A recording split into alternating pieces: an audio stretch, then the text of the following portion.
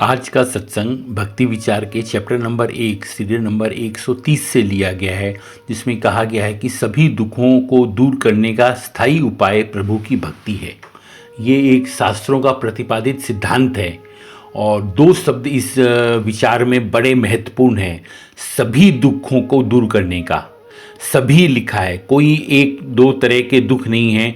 जितने भी तरह के दुख होते हैं आदमी को, जो हम कल्पना कर सकते हैं, उस सभी को दूर करने का दूसरा शब्द जो महत्वपूर्ण है, स्थायी उपाय।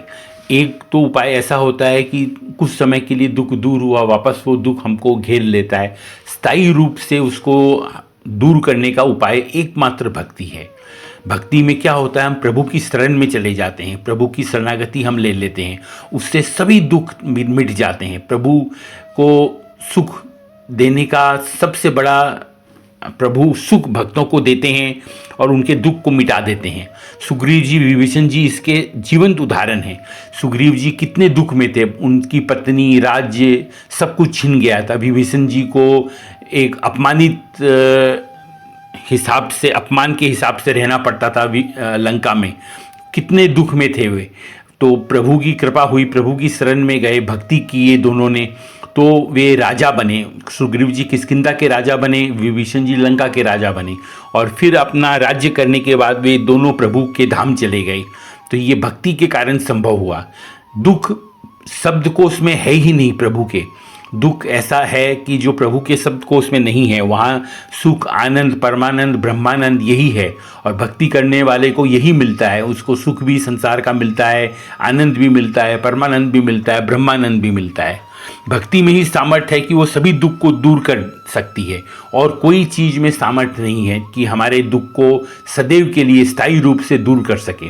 भक्ति करने वाले को केवल प्रभु ही दिखते हैं। इसका कारण ये है कि भक्ति करने वाले को केवल प्रभु ही दिखते हैं। उसको संसार का दुख होते हुए भी उससे प्रभावित नहीं होता, वो प्रभावित नहीं होता। दुख उसको प्रभावित नहीं कर सकते।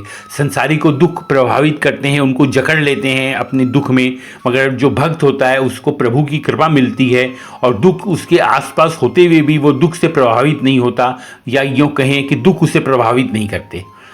जहाँ सुख होगा, संसार का नियम है कि जहाँ सुख होगा वहाँ दुख होगा ही।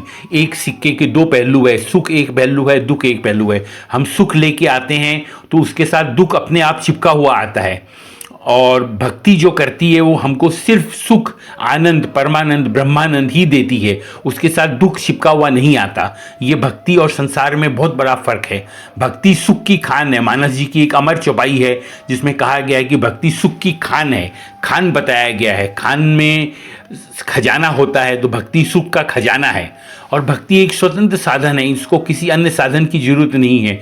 भक्ति अपने आप में पूर्ण साधन है, स्वतंत्र साधन है, और भक्ति से सुख ही सुख हमको मिलता है। भक्ति करने में दुख है ही नहीं, दुख का लेस मात्र भी नहीं है। इसलिए सभी सुखों को दूर करने का स्थायी उपाय प्रभु की भक्ति है। यह हमें समझना चाहिए। जीवन में प्रभु की भक्ति करनी चाहिए, जिससे हम दुखों से निवृत्त हो सकें और स्थायी रूप से निवृत्त हो सकें। दुख हमको घेर नहीं सके, हम सुखी रहें, हम समृद्ध रहें, और उसके बाद में हम प्रभु की भक्ति करके, प्रभु का सानिध्य प्राप्त करके उस आनंद, परमानंद और ब्रह्मानंद की ऊंचाई तक पहुंच जाएं, जो मानव जीवन का परम लक्ष्य होता है। प्रभु की प्राप्ति करना, प्रभु की शरण में जाना, ये भक्ति से ही संभव है। भक्ति संसार के दुख को नष्ट करती है और हमको आध्यात्म की तरफ ऊंचाई पे पहुंचाती है, हमारा परमार्थ को सुधारती है। तो भक्ति करने का सबसे जरूरी है, कोई विकल्प नहीं है भक्ति के अलावा।